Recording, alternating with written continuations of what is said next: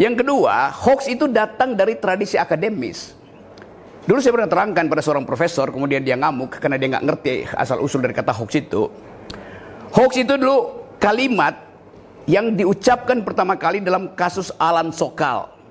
Alan Sokal ini seorang ilmuwan, dia nulis di sebuah majalah Amerika, judulnya Social Text. Karena namanya udah terkenal, tentu ada semacam sinopsis di kepala jaksa terutama untuk memperlihatkan kemampuan dia membekuk seseorang. Kan jaksa selalu datang dengan prinsip bahwa saya bisa beku Anda. Hakim datang dengan prinsip saya bisa menegakkan keadilan. Pengacara datang dengan prinsip saya bisa membebaskan terdakwa. Jadi kalau itu sama argumennya, nggak ada soal, pengadilan bisa buktikan. Tapi yang terjadi sekarang, sistem pengadilan kita, di dalamnya ada jaksa, ada pengacara, ada polisi. Yang terjadi adalah penghukuman, bukan pengadilan. Pengadilan mulai dengan narasi, diskors. Kita bahas sama-sama, the thing called hoax tadi apa itu? Hate speech itu apa? Tetapi karena mau efisien, maka Anda langsung buka KUHP aja. Padahal sebetulnya hal yang bisa dibicarakan secara demokratis nggak perlu KUHP. KUHP itu adalah final atau solusi terakhir lah. Kalau masih bisa bercakap-cakap buat apa?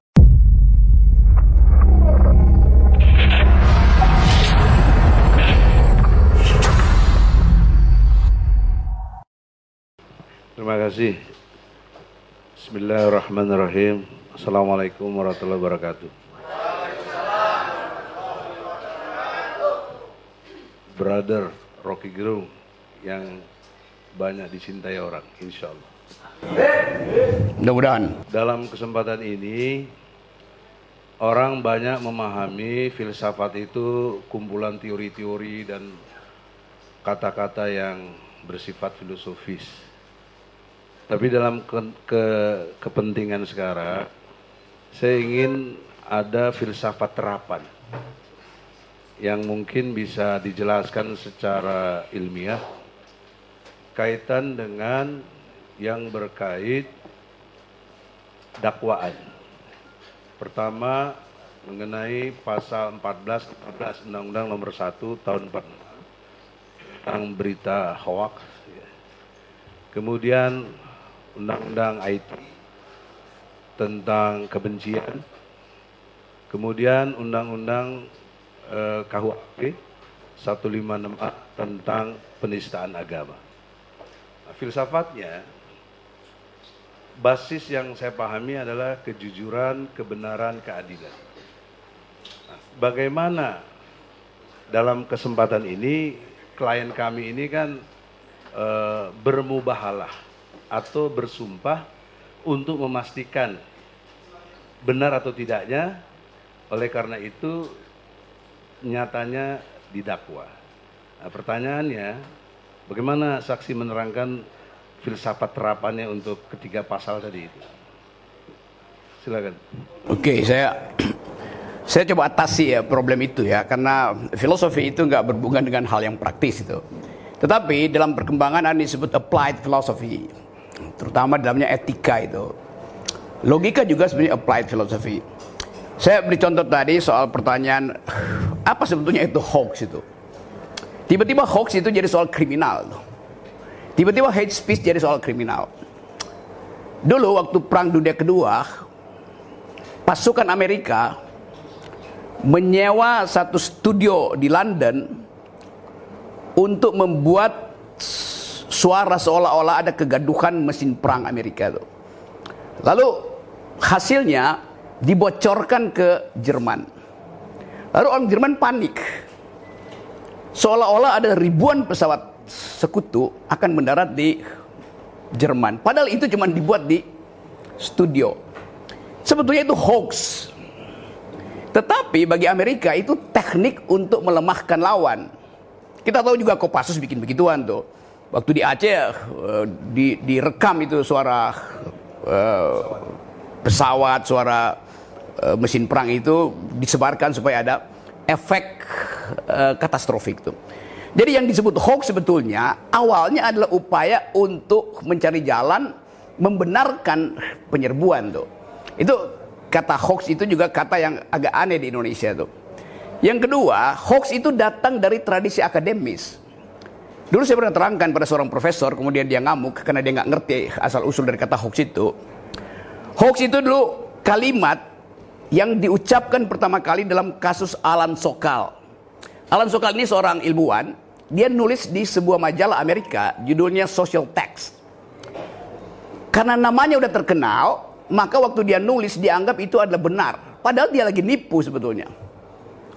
Begitu di sidang, Alan Hoax bilang, salah kalian, kenapa kalian percaya? Jadi itu sebetulnya dimaksudkan untuk menguji apakah pikiran kita itu yang kita selundupkan di dalam kalimat betul-betul benar apa salah. Jadi kesalahan hoax itu adalah pada penerima hoax, bukan pada si pembuat hoax itu.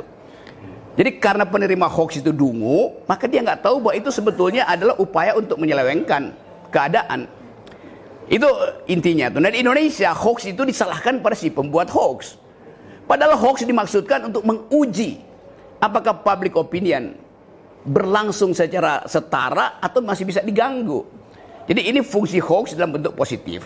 Nah, saya mau terangkan karena selama ini hoax dianggap sebagai hal yang buruk. Padahal itu dimaksudkan untuk menguji. Kan banyak juga dosen yang meluluskan mahasiswanya tanpa diuji disertasinya dengan cara yang sistematis, metodologi. Padahal isi disertasinya hoax. Jadi yang salah ada penguji, karena penguji nggak berani untuk mempersoalkan hal yang yang belum dia kenal itu.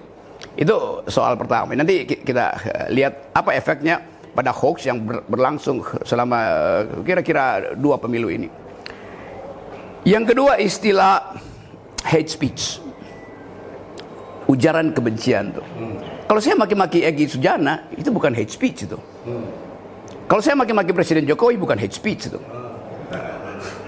Demikian juga kalau saya muji-muji Egy Sujana, bukan hate speech. Kalau saya muji-muji Pak Jokowi, bukan hate speech.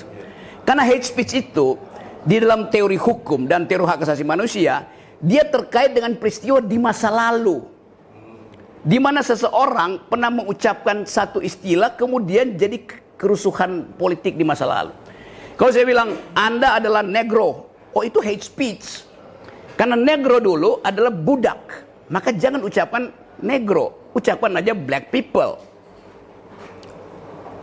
Teman yang warna kulitnya hitam. Kalau negro itu artinya penindasan. Negro artinya merendahkan orang. Contoh misalnya, kalau saya sebut perempuan gak bisa berpikir. Di Amerika itu bukan hate speech, di Eropa itu hate speech.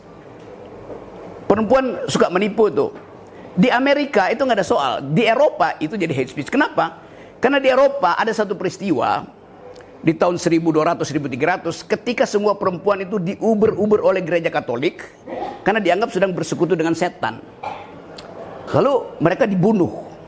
Dianggap perempuan yang tinggal di rumah, kendati dia lagi bikin pekerjaan rumah, pekerjaan tangan untuk dijual, dianggap itu dia sedang bersekutu dengan setan.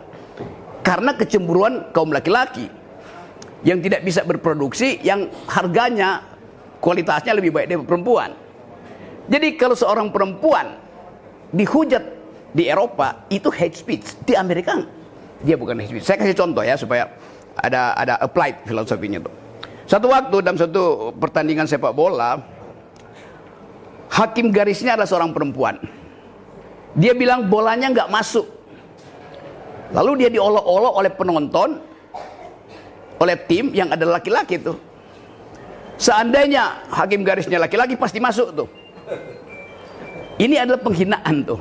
Maka kena pidana tuh karena mengolok-olok perempuan. Di Amerika dalam tahun yang kira-kira sama, seorang perempuan yang mau jadi profesor di bidang matematik di Harvard University diolok-olok oleh rektornya sendiri. Rektornya bilang, ngapain sih Anda jadi profesor tuh? Anda perempuan gak bisa mikir abstrak. Itu bukan hate speech. Tetapi kalangan feminis Amerika kemudian membuli si profesor ini, namanya Lawrence Summers, bekas Menteri Keuangan Bill Clinton yang kemudian jadi rektor Harvard, ijazahnya pasti asli. Dia bilang begini nih, saya tahu saya berbuat salah. Karena itu walaupun tidak ada hukum, saya menghukum diri saya sendiri. Rektornya mengundurkan diri itu. Karena dia salah secara etis, bukan salah secara pidana. Jadi kita lihat satu istilah yang di kita dianggap hate speech, sebetulnya salah pengertian, genealoginya keliru tuh. Nah, saya nggak ngerti kenapa pembuat undang-undang nggak baca the thing called hate speech. Nggak ada semacam naskah akademis untuk memperlihatkan bahwa tidak semua hal itu hate speech. Hanya bila hal itu pernah ada di masa lalu dan menimbulkan kerugian di masa lalu dan diulangi sekarang, itu namanya hate speech. Saya kira itu awalnya. Ya, penajamannya begini. Dalam konteks bukan hoax tadi. Karena hoax itu dari si penerima tadi. Nah, pertanyaan seriusnya, ini sudah dituduh hoax. Yang mengatakan hoax si penerima. Dalam hal ini jaksa mendakwa. Apakah ini tepat secara keilmuan filsafat yang Anda terangkan tadi? Saya terangkan tadi, genealogi dari hoax fungsinya untuk memancing kebenaran aslinya apa gitu. Jadi hoax sengaja disebarkan untuk tahu yang benar apa kalau begitu. Kalau misalnya saya nggak bisa akses apa yang diucapkan oleh Pak Mahfud hari ini, bahwa ada 300 triliun uang beredar di Menteri Keuangan. Saya bilang, Anda hoax loh Pak Mahfud. Terus dia bilang buktikan. Saya nggak bisa akses itu. Yang punya akses cuma Pak Mahfud. Kan itu soalnya kan. Jadi ada bahaya juga kalau nanti Pak Mahfud bilang oke, nanti saya buktikan bahwa itu nggak hoax. Sama juga kalau saya bikin hoax saya akan buktikan. Saya bisa buktikan tapi butuh waktu kan. Jadi poin saya, hoax itu diajukan untuk memancing perdebatan sebetulnya, bukan untuk menghina. Karena itu Pak Mahfud dalam kasus ini, walaupun itu kita anggap hoax, tapi kita anggap oke, dia jadi whistleblower lah, kira-kira begitu kan. Ya, kepastian pikiran yang saya inginkan adalah ini sudah menjadi dakwaan, bahkan sudah dipenjara. Padahal itu untuk memancing perdebatan, muncul kebenaran, tapi faktanya justru dipenjara. Kesalahan apa dalam berpikir di sini? Salahnya nggak ada orang yang mau berdebat tentang hal yang lagi dipertengkarkan, lalu dituduh aja itu hoax. Kenapa dituduh hoax? Mumpung ada pidananya kan. Kan lebih efisien duduk hoax daripada bercakap-cakap. Tapi buat kita problem serius karena mencelakakan orang. Buat saya juga itu problem serius. Di universitas itu problem serius. Kan jadi, mestinya percakapan. Apakah ini bentuk kedunguan? Coba ulangi lagi kalimatnya. Apakah ini bentuk kedunguan? Pasti. Yang kedua, tentang kebencian. Kalau kebencian dan juga sekaligus penistaan agama, Gus Nur ini ulama, di penjara dicintai, suruh khutbah Jumat dan segala macam. Antara realita dengan tuduhan tidak nyambung. Bagaimana menerangkan filosofisnya? Tentu ada semacam sinopsis di kepala jaksa terutama untuk memperlihatkan kemampuan dia membekuk seseorang. Kan jaksa selalu datang dengan prinsip bahwa saya bisa beku Anda. Hakim datang dengan prinsip saya bisa menegakkan keadilan. Pengacara datang dengan prinsip saya bisa membebaskan terdakwa tuh. Jadi kalau itu sama argumennya, nggak ada soal, pengadilan bisa buktikan. Tapi yang terjadi sekarang, sistem pengadilan kita di dalamnya ada jaksa, ada pengacara, ada polisi. Yang terjadi adalah penghukuman, bukan pengadilan. Pengadilan mulai dengan narasi, diskors. Kita bahas sama-sama the thing called hoax tadi apa itu? Hate speech itu apa? Tetapi karena mau efisien, maka Anda langsung buka KUHP aja. Padahal sebetulnya hal yang bisa dibicarakan secara demokratis nggak perlu KUHP. KUHP itu adalah final atau solusi terakhir lah. Kalau masih bisa bercakap-cakap buat apa? Kita lagi masuk dalam restoratif justice, di mana percakapan lebih penting daripada penghukuman. Kan future law kita, apa bahasa latinnya itu, ius constituendum kita adalah menuju ke situ. Jadi seharusnya ada percakapan, dan kita tahu kalau saya terangin filsafat politik, semakin banyak ada KUHP, artinya semakin kurang demokrasi itu. Kalau saya bisa bercakap-cakap dengan tetangga saya untuk sekedar daun mangga Anda ada di tempat saya, saya buang ya, tapi saya bisa ambil dong mangga sedikit di situ kan enak kan? Bukan langsung keluar dengan KUHP, Anda mencemari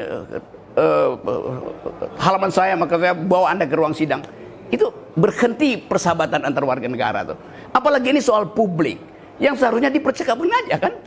Atau paling nggak bikin seminar lah supaya jelas, nggak usah dibawa dalam pengadilan itu. Saya usulkan itu ya.